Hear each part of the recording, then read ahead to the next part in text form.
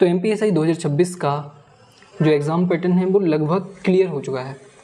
लगभग क्लियर हो चुका है का मतलब कि अभी हमको पता चल गया है कि मेंस और प्रीलिम्स दोनों ही होने वाले हैं या फिर हो सकते हैं, क्योंकि अभी तक ऑफिशियल नोटिफिकेशन नहीं आई है। तब तक हम ये बोल के चलेंगे कि प्रीलिम्स मेंस दोनों हो सकते हैं, ठीक है।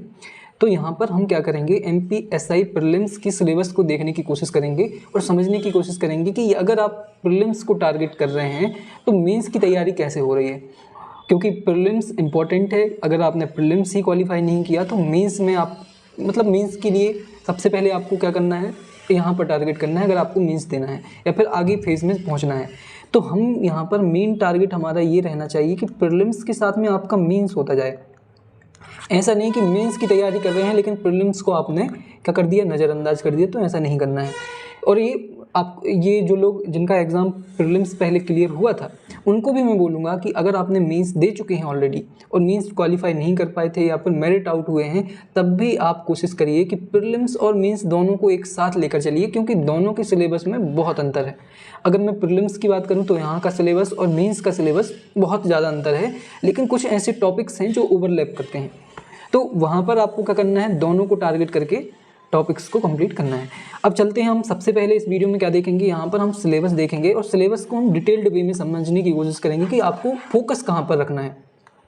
मेन फोकस आपका किस टॉपिक पर, किस पॉइंट पर या फिर किस टाइप के टॉपिक्स पर होना चाहिए, ये हम बात करेंगे। किसके आधार पर करेंगे, हम ये PYQ एनालिसिस के आधार पर ही कुछ भी बोलेंगे। यहाँ पर मतलब जो भी चीज़ें आपको यहाँ पर मिलने वाली हैं 2025 के प्रीलिम्स पर आधारित ही हैं।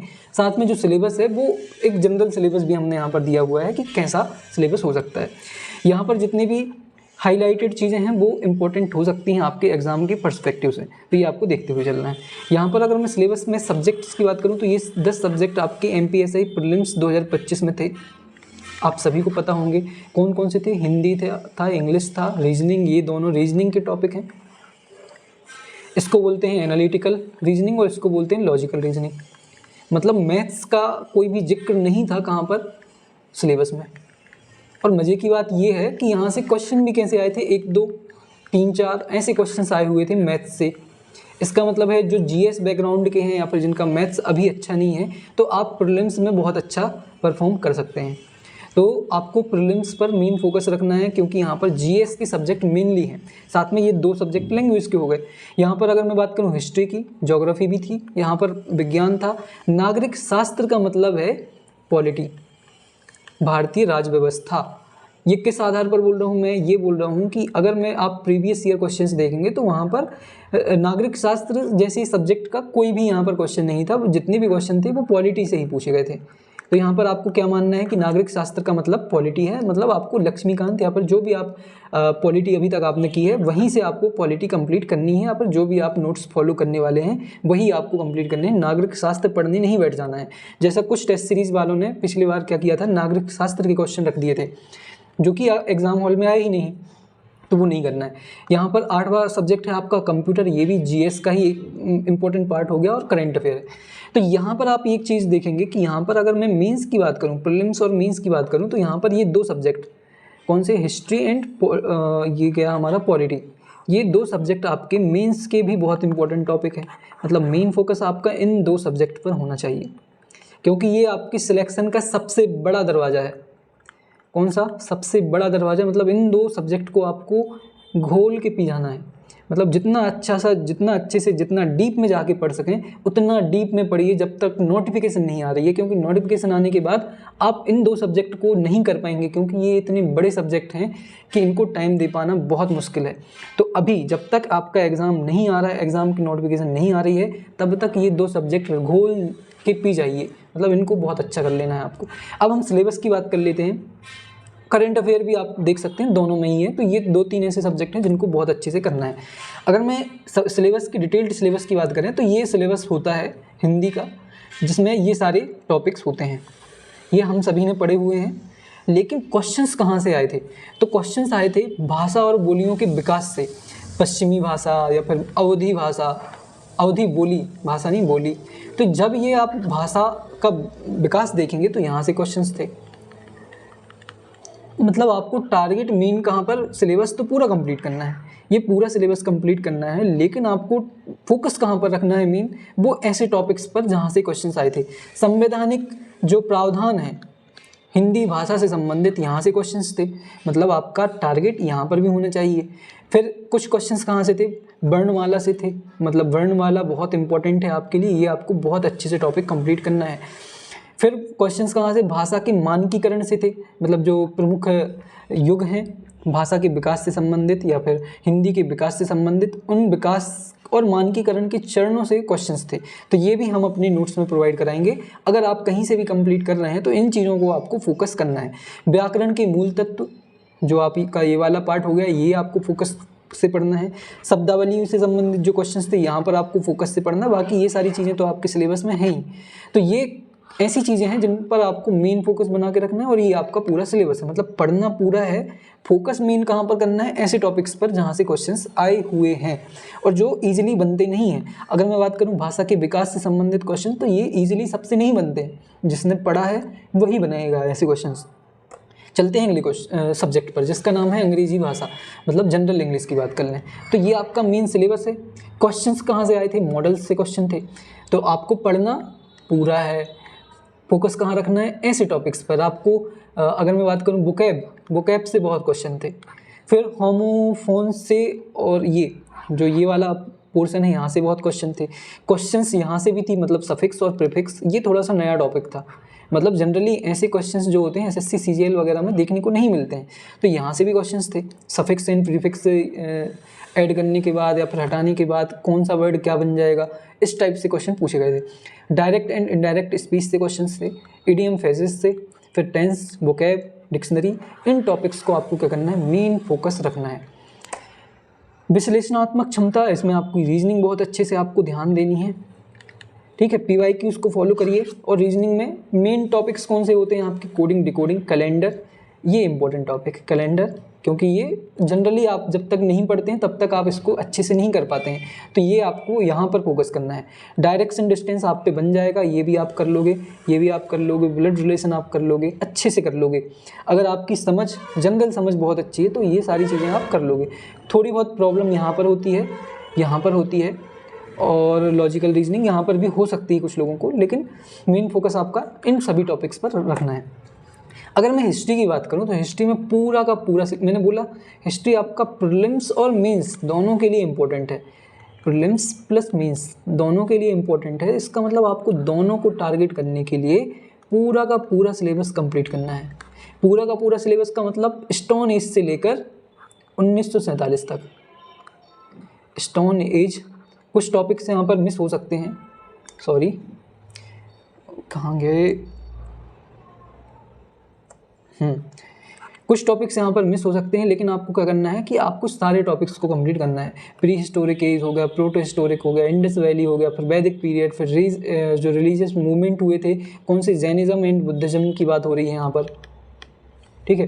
फिर एम्पायर एंड डायनेस्टी, कौन सी एम्पायर एंड डायनेस्टी, ये है हमारी मौर्यन पीरियड की बात हो रही है यहाँ पर, मौर्यन पीरियड की बात हो रही है। मौर्यन पीरियड के से लेकर गुप्त पीरियड तक जाना है आपको। फिर गुप्तोत्तर भी इसी में आ जाएगा, किसमें, एंशिएंट इंडिया में आ जाएगा। फिर साउथ इंडिया में क्या हो रहा था उसी टाइम पर, वो भी चलना है आपका। फिर यहाँ पर जब आप मेडिवल की बात करेंगे तो अर्ली मेडिवल से शुरू होगा, जिसमें राजपूत वंश से आ जाएंगे, राजपूत एंड जो त्रिपक्षीय संघर्ष हुआ था वो आ जाएगा आपका यहाँ पर। फिर यहाँ पर दिल्ली सल्तनत आ जाएगी, फिर यहाँ पर मुगल एम्पायर आ जाएगा। इसी टाइम पर आपका विजयनगर साम्राज्य आ जाएगा। विजयनगर साम्राज्य के अलावा और भी जो स्थानीय राजा थे उनकी बात आ जाएगी। रीजनल पावर्स, ये विजयनगर पीरियड की बात हो जाएगी। फिर यहाँ पर भक्ति एंड सूफी मूवमेंट हो जाएगा। फिर यहीं पर आपके फॉरेनर्स आ जाएंगे, जो भी फॉरेनर्स भारत आए थे इस पूरे टाइम पीरियड में, क्योंकि वो मीन्स का बहुत इंपॉर्टेंट हिस्सा था। तो ये पूरे के पूरे टॉपिक्स आपको कंप्लीट करने, हर एक चीज़ को कंप्लीट करना है बहुत अच्छे से। यहाँ से बहुत सारे क्वेश्चंस आपके आने वाले हैं। अगर मैं बात करूँ ज्योग्राफी की, तो ये केवल आपका प्रीलिम्स का पार्ट है, मेंस में ज्योग्राफी नहीं थी, ये आपको पता होगा।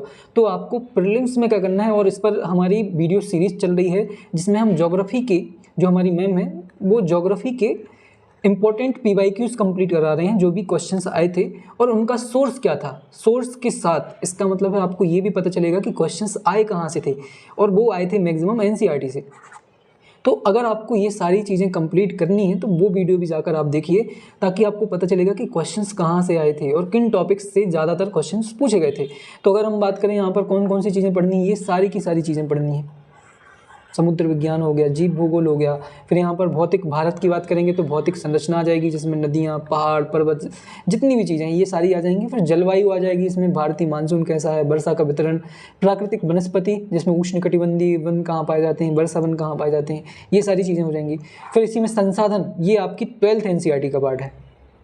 ये जो इतना पार्ट देख रहे हो आप 11th की फर्स्ट NCERT है, जिसे बोलते हैं भौतिक भूगोल के मूल सिद्धांत। फिर ये सेकंड NCERT है, भारत का भौतिक भूगोल, भौतिक पर्यावरण करके नाम है इसका, 11th क्लास की NCERT है, ठीक है।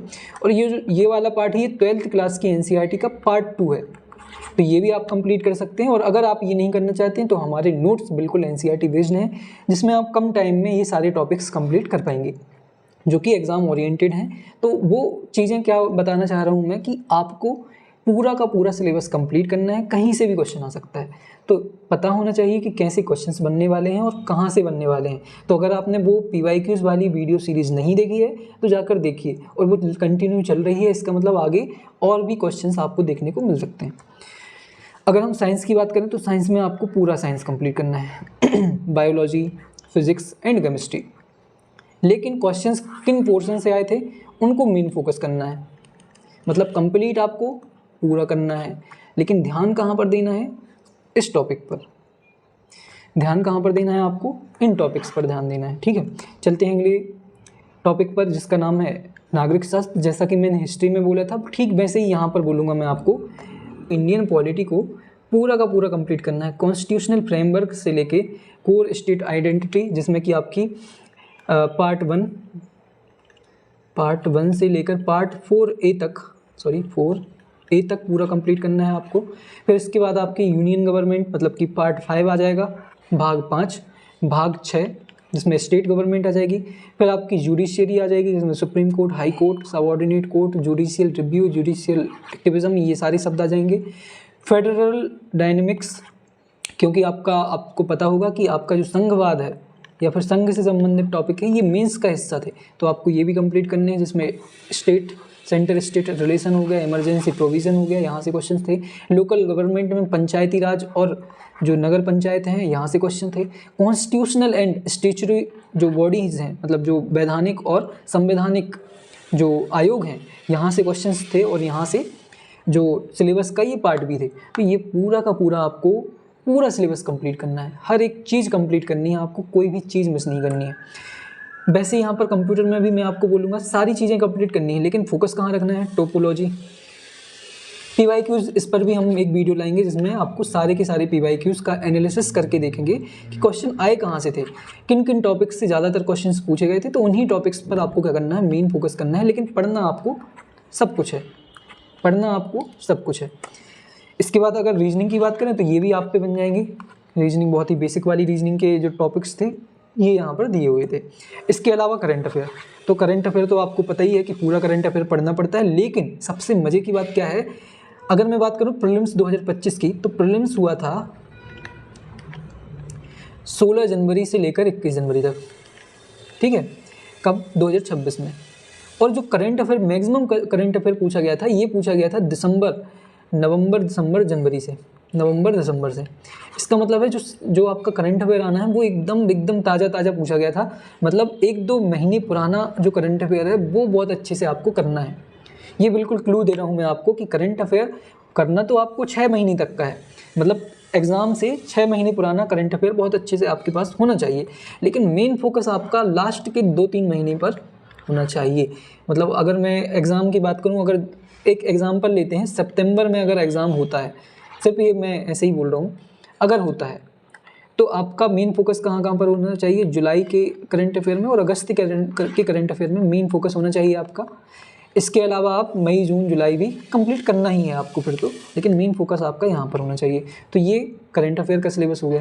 तो यहाँ पर ये सारे के सारे 10 सब्जेक्ट्स के सिलेबस हमने यहाँ पर देख लिए हैं, इनको आपको पूरा कंप्लीट करना है जल्दी से जल्दी। अब मैं बात करूँ अगर, तो सबसे इम्पोर्टेंट चीज़ है कंसिस्टेंसी। कंसिस्टेंसी बनाकर रखनी है। एक भी दिन आपकी कोशिश करनी है कि बिल्कुल भी आपका स्किप ना हो। अनुगच्छतु प्रवाहम का मतलब ही है निरंतर प्रयास करना है और समय के प्रवाह के साथ बहते चलना है। ये बहुत ही अच्छा वाक्य है अगर इसकी बात करें। अनुगच्छतु प्रवाहम मतलब बहते चलिए समय के प्रवाह के साथ, अपना कर्म करते चलिए। आपकी नियति आपको अपने जो डेस्टिनेशन पॉइंट है वहाँ तक लेकर जाएगी ही जाएगी। तो आपका काम है निरंतर प्रयास करना, कर्म करना, इस पर काम करते रहिए। पूरा सिलेबस आपको कंप्लीट करना है। इसके अलावा अगर मैं बात करूँ हमारा क्या रोल रहने वाला है, तो हम पूरे के पूरे सिलेबस को कंप्लीट कराने वाले हैं, जिसमें हम प्रीलिम्स और मेंस की नोट्स प्रोवाइड कराएंगे। वीडियो लेक्चर्स यहाँ पर नहीं है और ये कोई मतलब पॉसिबल भी नहीं है मेरे लिए। मैं बहुत ही छोटा यूट्यूबर हूँ या फिर बहुत ही छोटा चैनल है हमारा, तो मैं यहाँ पर फोकस कर सकता हूँ और बहुत अच्छे से फोकस कराऊंगा, इसकी मैं गारंटी लेता हूँ। इसका मतलब आपको प्रीलिम्स और मेंस के लिए कहीं भटकने की ज़रूरत नहीं पड़ेगी। वीडियो लेक्चर्स यहाँ पर नहीं है और ये आप भी नहीं कर सकते हैं पूरे के पूरे वीडियो लेक्चर्स, और कोई भी नहीं कर सकता है, और ना मैं करवा सकता हूँ। मैं नहीं करवा सकता हूँ, कराने वाले लोग करा रहे हैं। तो यहाँ पर जो हमारा मेन फोकस है वो रहेगा सिलेबस को कंप्लीट कराने में, प्रीलिम्स और मेंस को, साथ में टेस्ट सीरीज बहुत ही इंपॉर्टेंट है हमारी टेस्ट सीरीज। टेस्ट सीरीज आपको कहाँ पर मिलेगी? हमारी वेबसाइट पर मिलेगी korakagaz.upsc.in। यहाँ पर आपको सारे के सारे टेस्ट मिलेंगे जो पेड कोर्स में आपको सारी चीज़ें यहाँ पर मिलने वाली हैं। तो बस आपको क्या करना है, पढ़ते रहना है। सब्सक्राइब करना ना भूलें कोरा कागज़ यूपीएससी को, जितना ज़्यादा हो सके सब्सक्राइब करें, ताकि बहुत जल्द हम 5000 सब्सक्राइबर्स का टारगेट कंप्लीट कर सकें। छोटे छोटे टारगेट्स हमको रखनी चाहिए। तो हमारा पहला टारगेट है 5000 सब्सक्राइबर, तो जल्दी से हमारे ये 5000 सब्सक्राइबर्स कंप्लीट करिए, ताकि हम थोड़ा और अपने आप को एक्सप्रेस कर सकें, थोड़ा और ज़्यादा लोगों तक पहुंच सकें। तो ऐसे ही जुड़े रहिए कोरा कागज़ यूपीएससी पर। मिलते हैं अगली वीडियो में, पढ़ते रहिए, ध्यान रखिए अपना। थैंक यू सो मच, धन्यवाद। जय हिंद, जय भारत।